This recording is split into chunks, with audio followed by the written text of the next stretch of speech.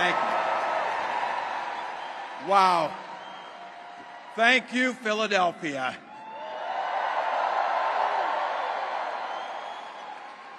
Thank you, Madam Vice President, for the trust you put in me, but maybe more so, thank you for bringing back the joy.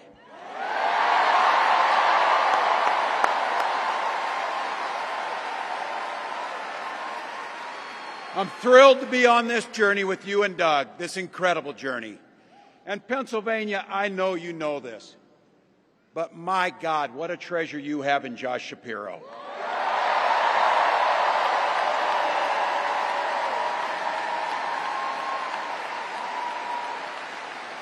Holy hell, can this guy bring the fire? He can bring the fire. This is a visionary leader. Also, I have to tell you, everybody in America knows when you need a bridge fixed, call that guy.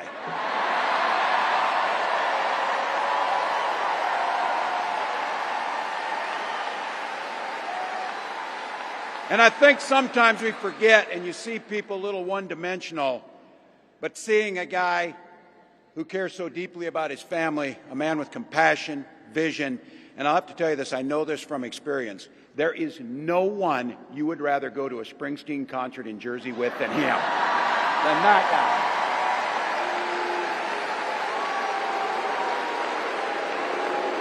Bruce!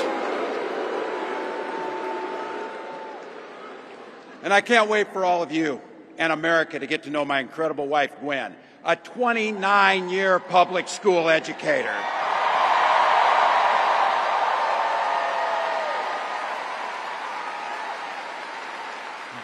Don't ever underestimate teachers.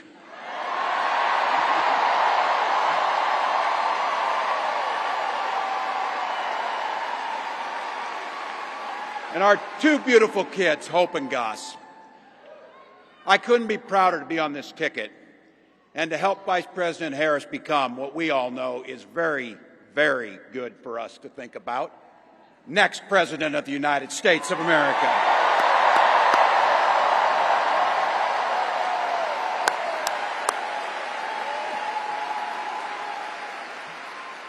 From her first day as a prosecutor, as a district attorney, Attorney General of the great state of California, a United States Senator, and Vice President of the United States.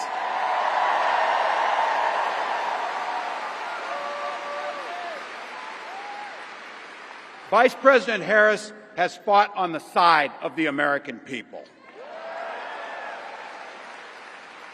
She took on the predators, she took on the fraudsters, she took down the transnational gangs, she stood up against powerful corporate interests, and she never hesitated to reach across the aisle if it meant improving people's lives.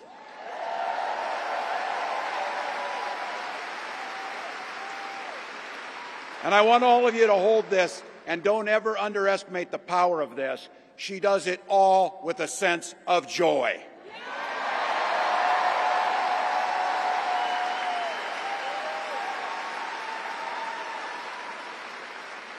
I know a little something about that commitment to people. I was born in West Point, Nebraska. I lived in Butte, a small town of 400, where community was a way of life. Growing up, I spent the summers working on the family farm. My mom and dad taught us, show generosity towards your neighbors and work for a common good.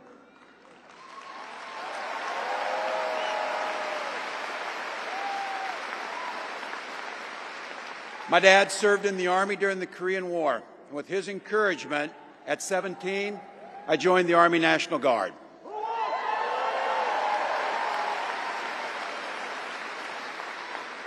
For 24 years, I proudly wore the uniform of this nation.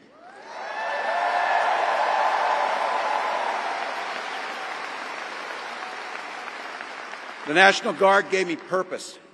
It gave me the strength of a shared commitment to something greater than ourselves. And just as it did for my dad and millions of others, the GI Bill gave me a shot at a college education.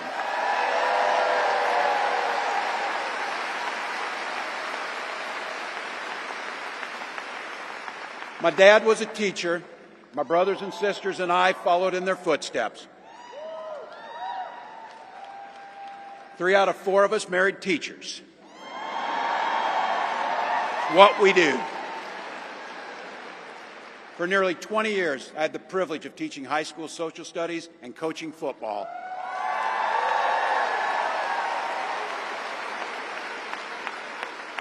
Including winning that state championship. So thank you. Don't ever close the yearbook. Don't ever. But it was my students. They encouraged me to run for office. They saw in me what I was hoping to instill in them, a commitment of common good, a belief that one person can make a difference. So in 2006, I took a leap and I ran for Congress.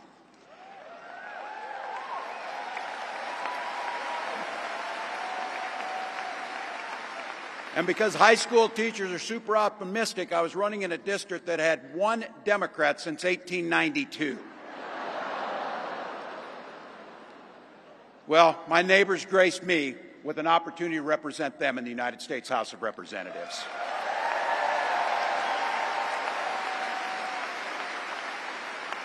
I'm proud of the work we did there together. I worked across the aisle on veterans issues, on agriculture, and on ways to grow rural economies. I learned the art of compromise without compromising my values.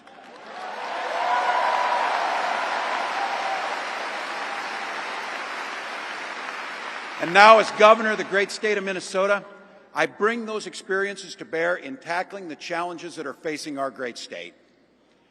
Minnesota's strength comes from our values, our commitment to working together, to seeing past our differences, to always being willing to lend a helping hand. Those are the same values I learned on the family farm and tried to instill in my students. I took it to Congress and to the state capitol, and now Vice President Harris and I are running to take those very values to the White House.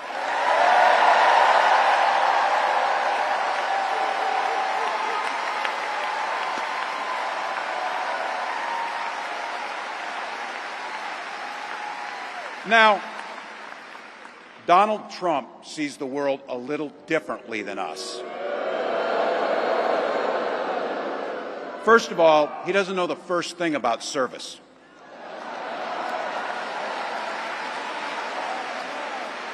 He doesn't have time for it because he's too busy serving himself.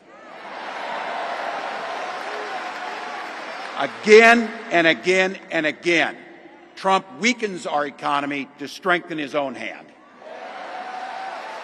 He mocks our laws. He sows chaos and division.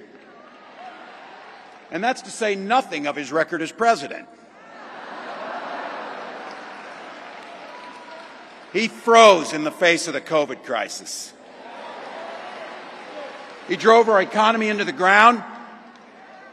And make no mistake, violent crime was up under Donald Trump.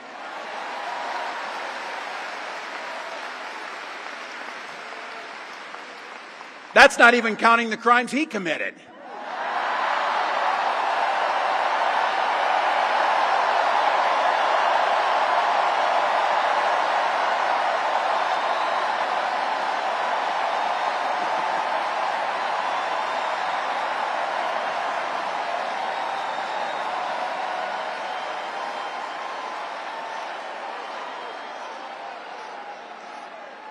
You know, some of us are,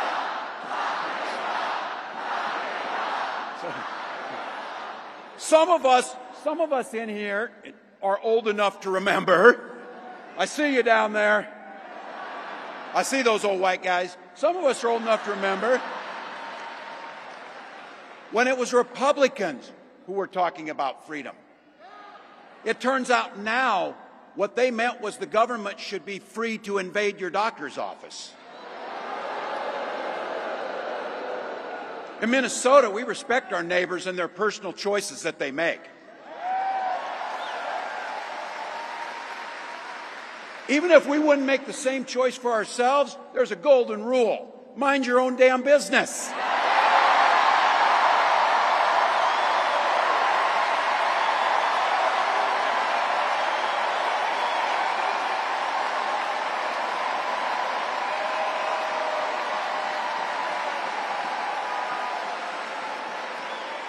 These guys are after my heart chanting, mind your own damn business. That feels good, so thank you.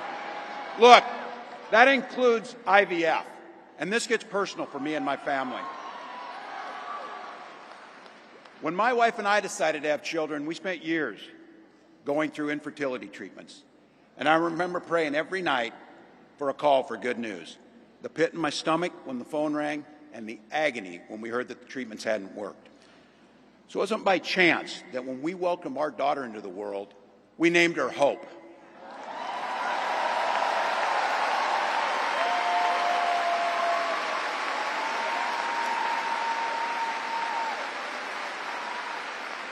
When Vice President and I talk about freedom, we mean the freedom to make your own health care decisions.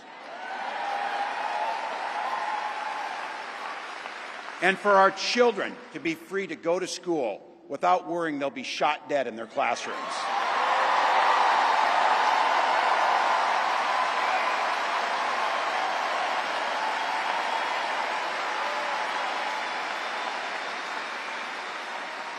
By the way, as you heard, I was one of the best shots in Congress, but in Minnesota, we believe in the Second Amendment, but we also believe in common sense gun violence laws.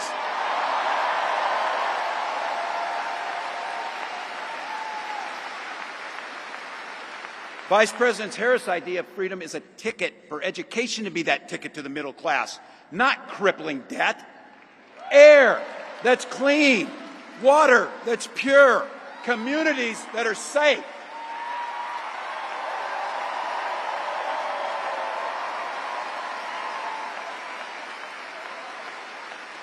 A place where we settle our political differences not through violence, but with our votes.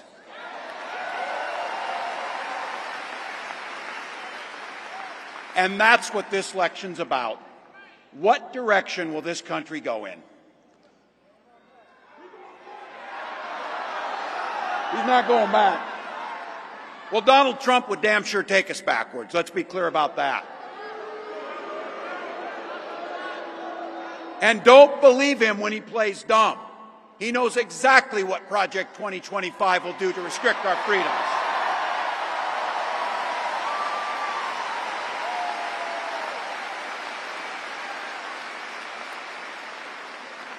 To rig the economy to help the super rich. If Trump gets a chance to return, he's going to pick up exactly where he left off 4 years ago. Only this time, it will be much, much worse. Raising costs on middle-class family.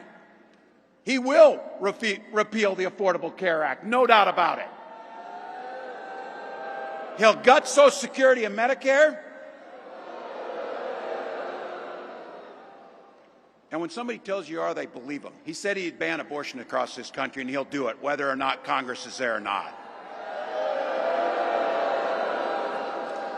Donald Trump's not fighting for you or your family. He never sat at that kitchen table like the one I grew up at, wondering how we were going to pay the bills. He sat at his country club up in Mar-a-Lago, wondering how he can cut taxes for his rich friends. And I got to tell you, his running mate shares his dangerous and backward agenda for this country.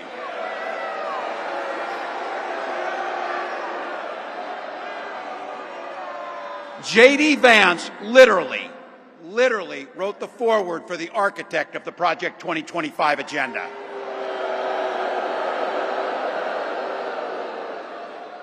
Like all regular people I grew up with in the heartland, J.D. studied at Yale, had his career funded by Silicon Valley billionaires, and then wrote a bestseller trashing that community. Come on! That's not what middle America is. And I got to tell you, I can't wait to debate the guy.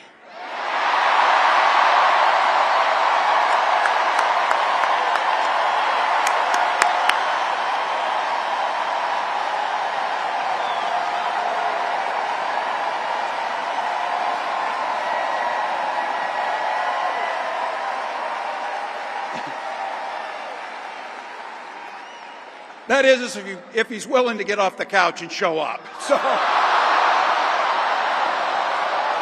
see what I did there?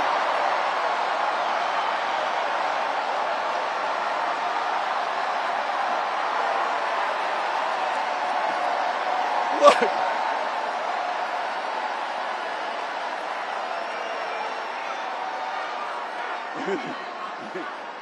I got to tell you, pointing out just an observation of mine that I made. I just have to say it. You know it, you feel it. These guys are creepy, and yes, just weird as hell. That's what you see. That's what you see.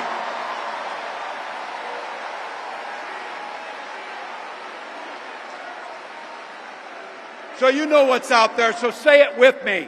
We aren't going back. We aren't going back. We are not going back.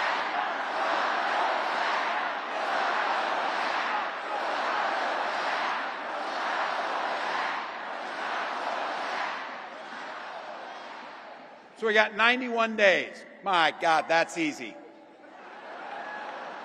We'll sleep when we're dead.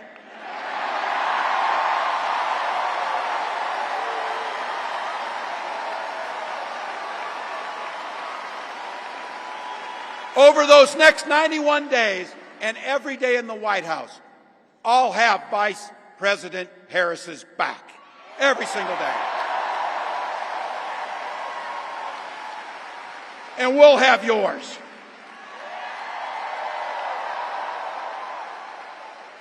You know how this works. We can't do it alone. We need you, each and every one of you.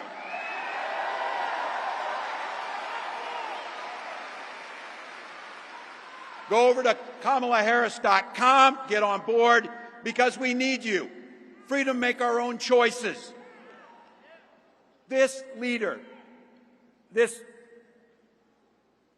compassionate, careful, joyous leader believes in each and every one of you.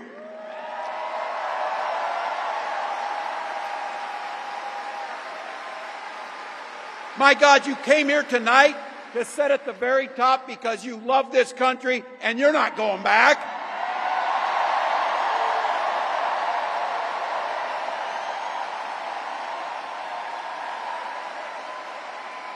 She believes in the opportunity for every single person to join the middle class.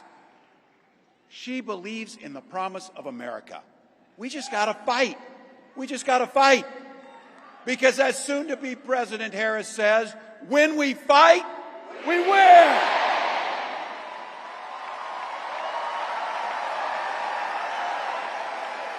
Thank you, Philadelphia. Thank you, Vice President. God bless America.